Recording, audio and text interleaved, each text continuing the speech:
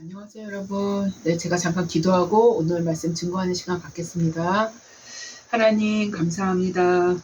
하나님, 오늘도 우리가 말씀 앞에 섭니다. 하나님 말씀을 전하는 자나 듣는 자나 동일하게 하나님 말씀 앞에 섭니다. 하나님, 우리를 비춰주시옵소서. 하나님, 진리의 빛으로 우리를 비춰주시사 하나님, 우리 내면부터 분별될 수 있도록 주님 함께하여 주시옵소서. 하나님, 우리 내면이 분별될 때, 진리의 빛으로 하나님 우리 내면이 밝혀질 때 하나님, 그제서야 우리의 외부의 것들을 분별해 나갈 수 있습니다. 하나님, 우리 가운데 은혜를 부어주시사 하나님 말씀으로, 하나님의 말씀의 빛으로 우리를 비춰주셔서 하나님, 하나님의 뜻대로, 하나님 말씀대로 우리가 올곧게 우리의 삶을 드려드릴 수 있는, 그래서 그렇게 나아갈 수 있는 하나님 우리 모두의 삶이 되게 하여 주시기를 원합니다. 하나님, 오늘도 예배 가운데 공격이 있을 것이오나 하나님 오히려 그것을 역으로 주님 사용하여 주시사 더 놀랍게 하나님의 진리의 말씀이 증거될 수 있도록 주님 역사하여 주시기를 원합니다.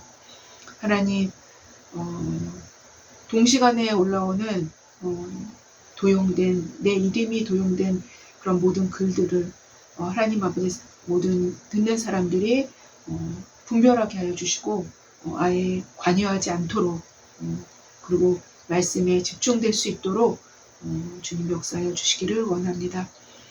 감사하며 예수님의 이름으로 기도했습니다. 아멘. 네, 여러분, 오늘도 제가 로마서 말씀을 들고 왔습니다. 네, 죄로부터의 자유, 오늘 세 번째 시간을 갖겠는데요. 네, 6장 5절입니다. 오늘은 6장 5절 한 절만 말씀의 본문으로 잡았습니다. 네, 제가 한번 봉독해 보겠습니다. 네. 만일 우리가 그의 죽으심과 같은 모양으로 연합한 자가 되었으면 또한 그의 부활과 같은 모양으로 연합한 자도 되리라. 이 말씀을 가지고 말씀을 증거하는 시간을 갖겠습니다. 네. 냄새나는 도랑가에 한 그루의 가시나무가 살고 있었습니다. 어느 날 그 옆을 지나던 정원사가 가시나무의 주위를 파기 시작했습니다. 이를 본 가시나무는 혼잣말을 했어요. 이 사람은 뭐라는 거야? 이 사람은 내가 별 쓸모없는 가시나무인 줄 모르나? 왜 내 옆을 파? 이렇게 말을 했어요. 혼잣말을 했습니다. 정원사는 가시나무를 그러고는 자신의 정원으로 옮겨가서 꽃나무들 사이에 심었습니다. 그러자 가시나무는 또 이렇게 중얼거렸어요. 이 사람은 뭔가 큰 실수를 하고 있군. 나 같은 가시나무를 이런 훌륭한 나무들 사이에 심다니. 다음날 정원사는 예리한 칼을 갖고 가시나무 앞으로 찾아왔어요. 그러고는 가시나무 가지를 자르고 그 위에 장미에 돋아나는 순을 접붙임을 한 것입니다. 드디어 여름이 오니 예쁜 장미꽃이 가시나무에 피었어요. 가시나무는 자신의 멋있는 모습, 아주 멋진 모습을 보며 점점 우쭐거리며 옛날 자신의 쓸모없었던 모습을 잊어버려 갔었던 것입니다. 그러자 정원사는 가시나무에게 조용히 이렇게 일러주었어요. 너의 아름다움은 너 자신에 속한 것이 아니라 내가 너에게 준 것이다. 여러분, 우리 모든 그리스도인은 저 기와 같습니다. 저 기와 같아요. 이 이야기 속의 정원사와 가시나무의 일은 하나님과 인간과의 관계에서도 흔치 않게 일어나는 일이라고 볼 수 있어요. 특별히 하나님의 은혜를 받은 인간이 오히려 그 은혜의 결과로 주어진 것으로, 그 은혜의 결과로 주어진 것으로 인해서 스스로 교만해지는 아주 이제 기이한 현상들을 이제 보게 된다는 것입니다. 예. 사실상 하나님의 은혜였음을 알고 있음에도 그 은혜의 결과로 주어진 아름다움에 이제 스스로 매료되어서 이제 매료되기 시작하는 거예요. 스스로 매료되어서 그것이 원래 자신의 것이었었던 것 마냥, 원래 자신의 것이었었던 것 마냥 자신을 높이고 우쭐대는, 그리고 우쭐대려 하는 모습이 인간의 본성에 내재되어 있다는 것입니다. 이러한 타락한 본성은 단순히 인간의 육신적인 교만에만 어떤 세상적이고 물질적인 것에서만 관여되는 것이 아니라는 것입니다. 이 교만은. 더 나아가서 영적인 교만 역시 더 깊고 또렷하게 관여한다는 것입니다.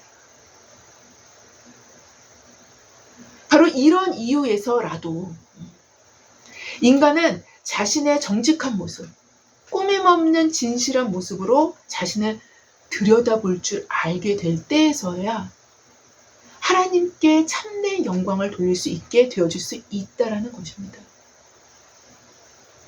곧 하나님께 영광을 돌리는 것은 우리가 하나님께 영광을 돌려야 돼. 하나님께 영광을 돌려. 이게 완전히 기독교인으로서는 가장 큰 목적이 아닙니까? 가장 큰 목표가 아닙니까? 예.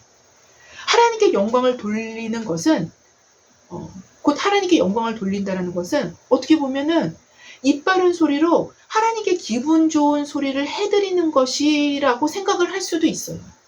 또 그렇게 생각을 합니다. 예.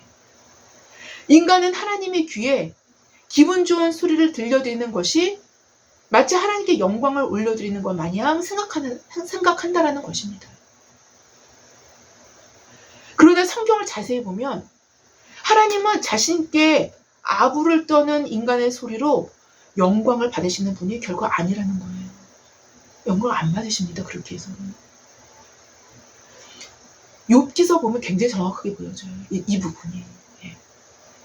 욥의 세 친구처럼 욥의 세 친구가 얼마나 하나님께 영광을 돌릴 것처럼 보여지는 말들을 얼마나 많이 말하고 있습니까? 욥기서에 아주 꽉 들어차 있습니다. 예. 욥의 세 친구처럼 하나님께 아부를 떨었던 사람들도 하나님께서는 후에 내 종 욥의 말과 같이 너희 말이 정당하지 못하다라고 결론을 내리십니다. 예. 너희 말이 내 종 욥의 말과 같이 정당하지 못하다라고 말씀하시면서 욥이 자신의 세 친구를 위해서 제사를 드린 후에야 그들을 용납하셨던 것을 욥기서는 우리에게 보여주고 있어요. 하나님께 영광을 돌리는 것, 특히 혹은 영광을 받으시게 하는 것은 하는 것은 반드시 이것에 기초를 하고 있어야만 합니다. 반드시 이것에 기초를 하고 있어야만 해요. 어떤 거냐면 이것은 곧 우리 자신에 대한 정직과 진실입니다. 우리 자신에 대해. 바로 자신을 정직하고 진실하게 아는 상황에서, 들여다보는 상황에서 하나님의 어떠하심을 보게 될 때, 곧 하나님 역시 정직하고 진실하게 알게 될 때에야 우리 입에서 터져나오는 하나님의 선하심에 대한 감격, 하나님의 선하심에 대한 감격, 곧 그분께 영광을 올려드리는 것이 바로 이것이라고 말씀드릴 수 있습니다. 역으로 생각할 수 있는 것은 우리 자신에 대한 정직함과 진실함이 없다면 결단코 하나님께 영광을 올려드릴 수 없다는 것입니다. 결단코 없습니다. 하나님은 진실하고 정직한 마음의 기초 위에 그 영광을 받으신다는 것입니다.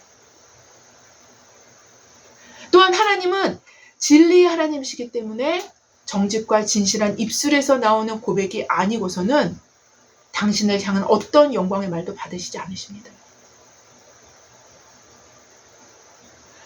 아부의 말은 인간에게는 통하지만 하나님께는 통할 수 없다는 것입니다.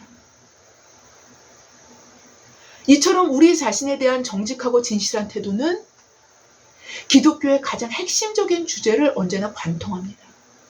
여러분, 언제나 관통해요.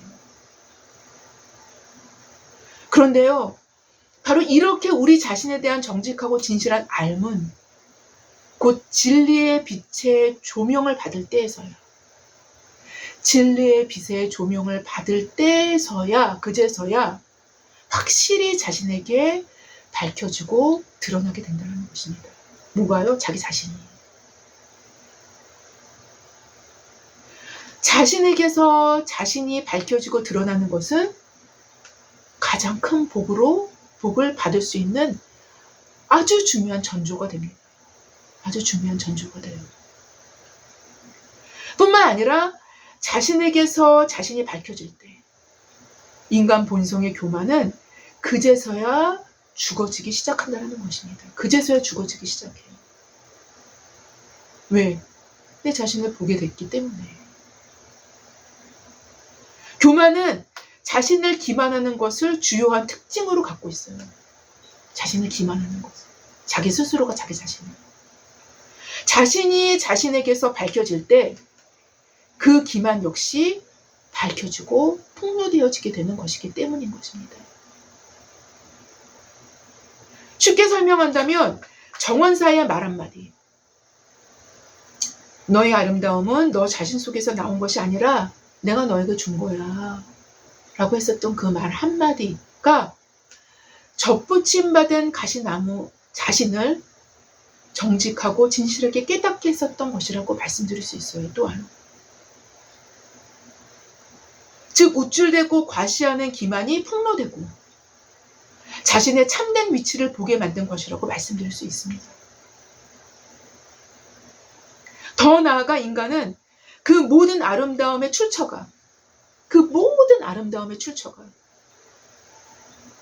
자기 자신인 것 마냥 생각하는 기만에서 벗어날 때 바로 그 시점에서부터 우리 자신의 아름다움의 진정한 출처가 되신 하나님께 진짜 영광을 돌릴 수 있게 되는 것입니다. 이것이 없이는 우리는 하나님께 진정한 영광을 돌릴 수조차 없게 되는 거예요. 하나님께 그냥 아부하는 겁니다. 사실상 솔직히 얘기하면 하나님께 그냥 아부하는 거예요. 뭐 콩고물이라도 뭐 떨어질까 싶어서. 그런데 여러분, 바로 지금까지 우리가 걸어내온 이야기들 가운데서 우리의 선하고 아름다운 것들은 곧 그 출처가 하나님이었음을 다시 한번 인식할 수 있게 해주지 않았습니까? 네. 그런데 문제는 그 은혜로 인한 아름다움이 인간의 교만을 부추기는 어떤 것으로 잘못 오용되고 있다라는 것이지 않습니까? 네. 그래서 결국 인간은 자신의 본성적 부패로 은혜까지도 헛되이 받게 되는 일들이 벌어질 수 있다는 것입니다. 네, 은혜까지도 헛되이 받게 되는, 이 은혜를 헛되이 받지 말라고 본인도 후소에 나오지 않습니까? 네. 그러면 왜 이런 일이 있어 왔으며 이에 대한 대책은 무엇인가 하는 것입니다. 네? 아마도 오늘 본문이 그 해답을 주지 않을까, 그 해답을 주는 내용이 함유되어 있지 않을까라고 저는 생각이 합니다. 가시나무가 정원사에 의해서 장미에 접붙임 받아 아름다운 장미꽃을 피운 것입니다. 네. 바로 이와 같이 우리는 그리스도께 접붙임을 받은 것입니다. 즉 우리의 아름다움의 실상은 가시나무인 우리의 것이 아니라 접붙여진 장미의 아름다움인 거예요. 장미인 것입니다. 장미. 예. 바로 오늘 본문에서 사용된 연합이라는 용어는 정확히 이러한 의미를 담고 있는 용어예요. 용어 자체가. 예. 본문 내용은 이렇습니다. 만일 우리가 그의 죽으심과 같은 모양으로 연합한 자가 되었으면, 만일 우리가 그의 죽으심과 같은 모양으로 연합한 자가 되었으면, 같은 모양으로 연합한 자가 되었으면, 예, 또한 그의 부활과 같은 모양으로도 연합한 자가 되리라. 그러니까 오늘 본문이에요. 여기서 사용된 헬라어 쉼페토이는 오늘 본문에서는 연합으로, 우리말 번역에서는 연합으로 이제 번역이 됐어요. 연합으로 번역이 되었는데요.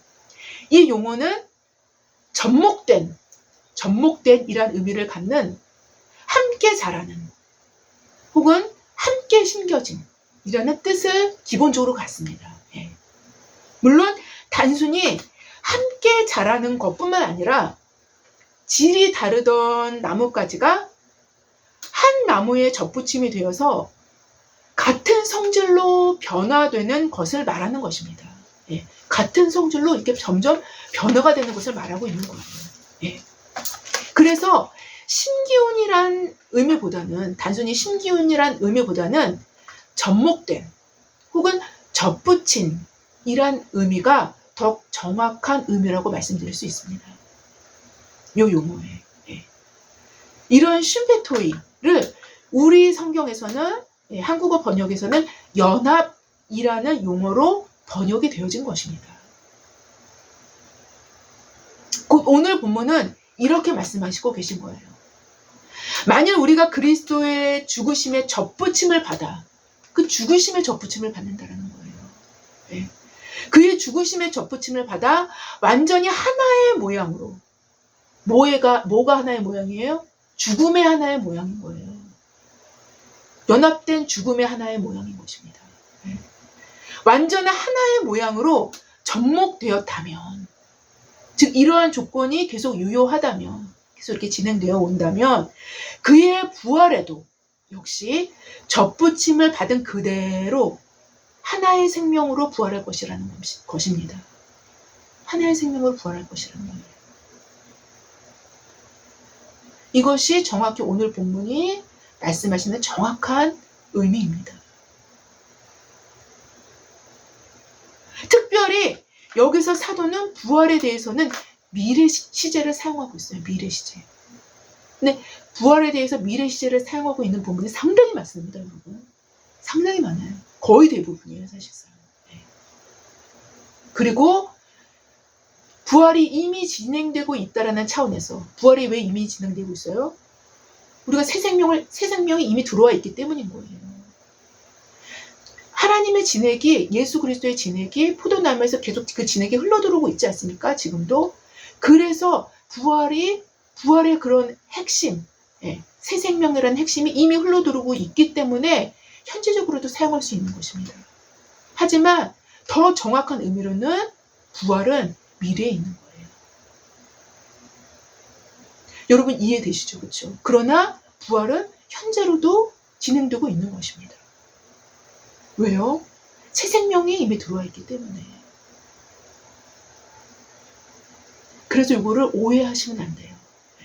이미 완전히 부활이 완결이 되어 있는 것처럼, 마치 부활이 이미 다 결론이 난 것처럼 그렇게 해석하면 그거는 성경적인 해석이 아닙니다. 완전한 부활은 우리의 몸이, 우리 보깃덩어리가 영의 몸으로 완전히 바뀌는 거예요. 그래서 완전히 영원한 삶을 사는 것입니다. 이게 완전한 부활이에요. 그래서 오해하시면 안 되십니다. 예. 하지만 현재적 부활로 사용할 수도 있을 듯한 거는 새 생명이 이미 들어와서 이미 그 진액이 흐르고 있기 때문인 거예요.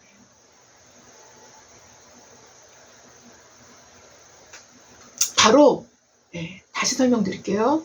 그리스도의 죽으심에 접붙임이 된 상태를, 예, 현재와 죽으심의 접붙임이에요. 죽으심의 접붙임이 된 상태를 현재와 현재 진행형으로 보았다면 이 죽음과, 예, 진액과는, 예, 진액이 강력하게 흐르는 것만큼 더 많이 죽어지겠죠. 예, 더 많이 죽어지기 전에는 덜 흐르겠죠. 예, 이것이 병행이 되는 거예요. 예. 우리 안에서. 예. 바로 그리스도의 죽으심에 접붙임이 된 상태를 현재와 현재 진행형으로 보았다면, 그의 죽으심의 접붙임이 지속된다면 그 접붙임은 결국 미래의 어느 시점에서 부활의 접붙임으로 나타나게 될 것임을 보여주는 것이라고 할 수 있을 것입니다. 즉 부활을 보장하는 것은 현재의 그리스도와의 접붙임인데, 그 접붙임은 그의 죽으심의 접붙임이라는 것입니다. 그의 죽으심과의 접붙임인 거예요. 좀 더 설명한다면 그의 죽으심의 접붙임, 즉 그의 죽으심의 접목됨은 죄에 대한 죽음의 접붙임이요, 죄에 대한 죽음의 접목됨이라는 것입니다.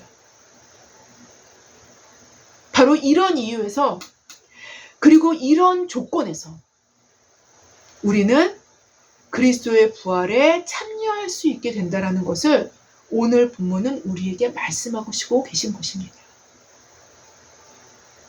여러분, 그런데요, 생각해 보십시오.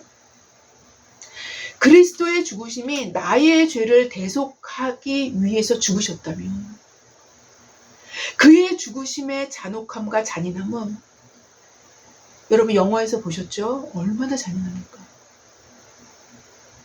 그의 죽으심의 잔혹함과 잔인함은 나의 죄에 대한 잔인함과 잔혹함을 대변해주고 있는 거예요. 더 나아가 하나님은 나의 죄를 이토록 미워하시고 분노하신다라는 사실을 우리에게 아들의 죽음을 통해서 명백하게 제시하시고 계신 거예요. 명백하게 보여주시고 계신 거예요. 죄를 이토록 미워한다는 것입니다. 하나님은요, 죄를요, 치가 떨릴 정도로 미워하셔요.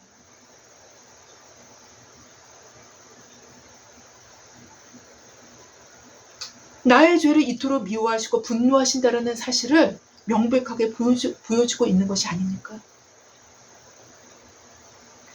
그리고 그 대신 죽으심으로, 그 대신 하나님의 아들이 대신 죽으심으로 내 죄가 사함을 받았다면,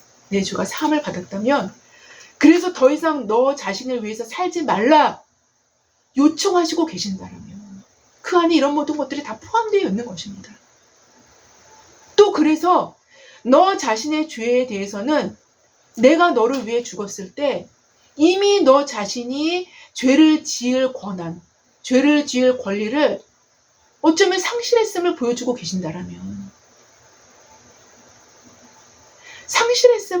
죄 지을 권한을 어쩌면 상실했음을 보여주시고 계신다라면, 어떻게 은혜를 더하게 하려고 죄에 거하려는 궤변적 생각을 할 수 있겠느냐라는 것입니다. 결코 그럴 수 없다라는 거예요. 결코 그럴 수 없다라는 거예요.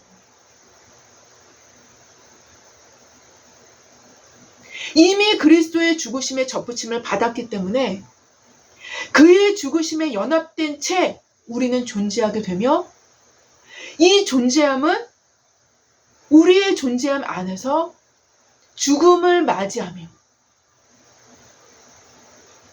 이 죽음은 우리 안에서 그리스도의 실존을 경험할 수 있는 환경을 제공할 수 있게 된다는 거예요.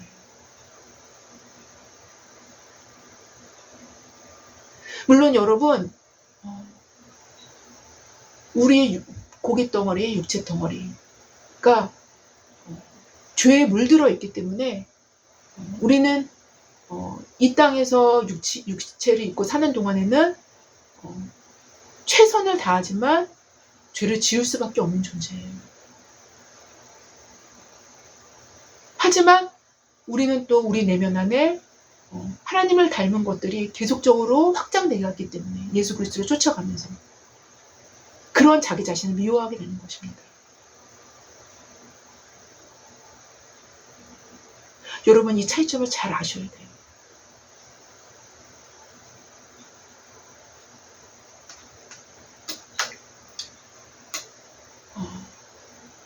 다시 하겠습니다. 예. 그래서 결코 그럴 수 없다라는 거예요. 결코 그럴 수 없다라는 거예요. 이미 그리스도의 죽으심에 접붙임을 받았기 때문에 이것이 접붙임을 받았다라는 증거입니다. 죄를 너무 미워하는 거. 그의 죽으심에 연합된 채 우리는 존재하게 되며 그의 죽으심에 연합된 채 우리는 존재하게 되며 이 존재함은 우리의 존재함 안에서 죽음을 맞이해요. 우리의 존재함 안에서 죽음을 맞이하며 계속 죽어가는 것입니다. 계속 죽어간다는 의미로 사도 바울은 정확하게 자기 자신에 대해서 고린도 후서에 설명해요. 제가 지금 설명하는 이 설명이 비성경적인 것이 절대로 아닙니다. 성경이 그대로 다 나옵니다. 자기 자신을 그렇게 설명해요. 사도 바울이. 이 존재함은 우리의 존재함 안에서 죽음을 맞이하는 거예요. 죽음을 맞이하며 이 죽음은 우리 안에서 그리스도의 실존을 경험할 수 있는 환경을 제공해요. 이 환경이 없으면 그리스도의 실존을 경험할 수 없습니다. 따라서 그리스도의 죽으심과 죽으심과의 접붙임 받은 자들은 그들 안에서 그리스도를 경험하게 되기에 그리스도께서 그들 안에서 사시되 그들 안에서 어떻게 사시냐면요. 왕과 주인으로 거하실 수 있게끔 사시게 되시는 거예요. 이제서야 그리스도는 주님으로 내 안에서 대접받을 수 있으시게 되는 것입니다.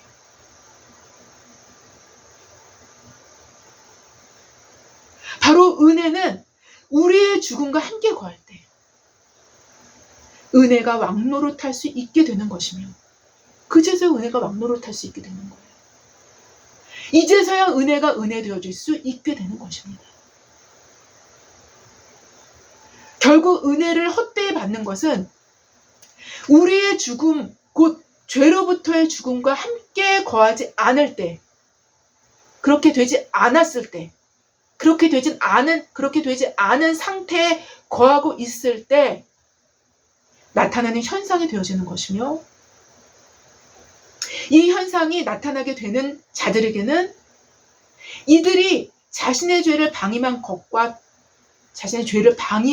더하여 더 플러스하여서 은혜를 헛되게 만드는 죄까지 가중되게 만드는 것입니다.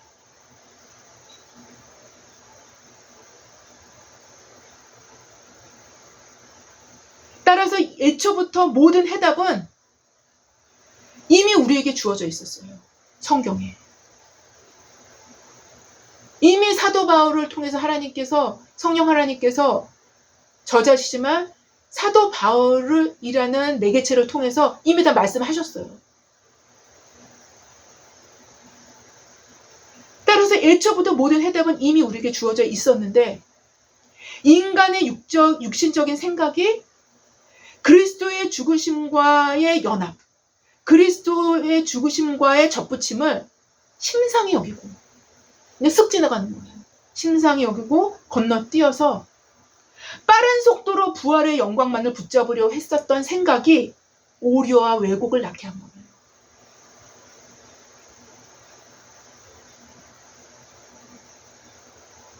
사도는 결코 건너뛰거나 빠른 속도로 십자가를 지나쳐 버리지 않았습니다. 오히려 사도 바울의 서신서를 보면요. 십자가 안에 끊임없이 거합니다.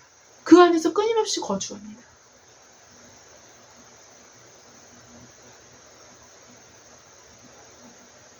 오히려 그리스도의 죽으심의 세례, 그리스도의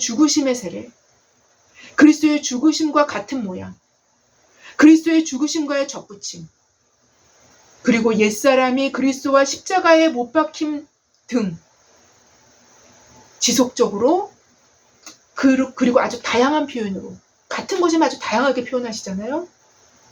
다양한 표현으로 강조를 거듭하고 있는 게 성경입니다.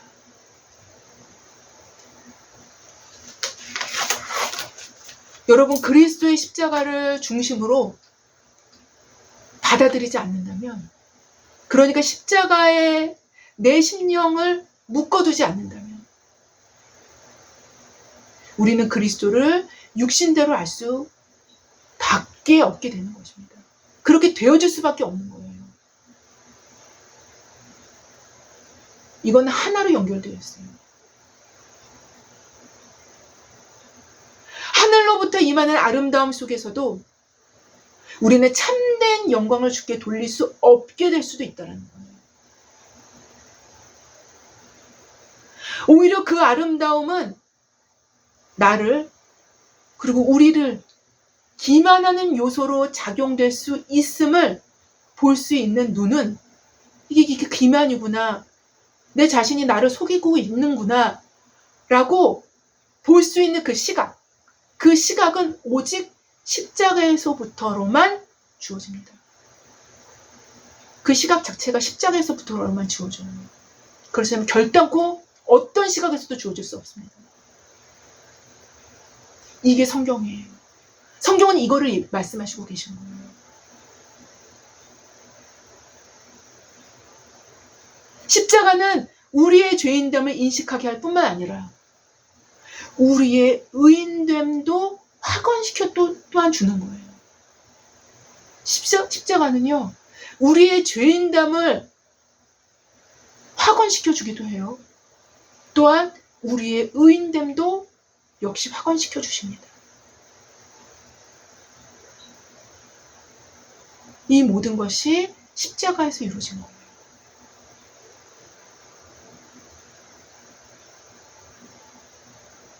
아무쪼록 그의 죽으심과 연합하여 세례를 받은 우리, 곧 그의 죽으심과 같은 모양으로 연합한 자, 곧 그의 죽으심에 접붙임을 받은 우리 모두가 실제로 되어감으로 죄에 대하여 점점 더욱더욱 죽어지고 의에 대하여 살게 되기를 주님의 이름으로 기도합니다. 제가 기도하고 마치겠습니다. 하나님 아버지, 하나님 주께서 다 말씀하셨습니다.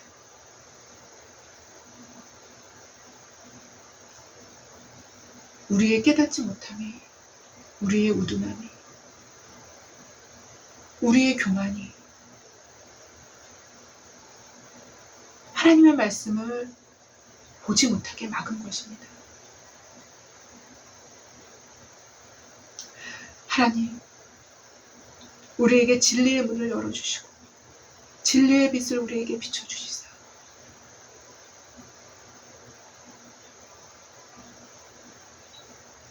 모든 것이 하나님의 뜻대로, 하나님께서 원래 의도하신 대로, 하나님께서 원래 계획하신 대로, 복음이 원래 주어진 그 본연의 의도대로 우리가 깨닫고 알아가고 순종해 갈 수 있는 우리 모두가 될 수 있도록 주님 역사하여 주시기를 원합니다. 감사하며 예수님의 이름으로 기도했습니다. 아멘. 감사합니다.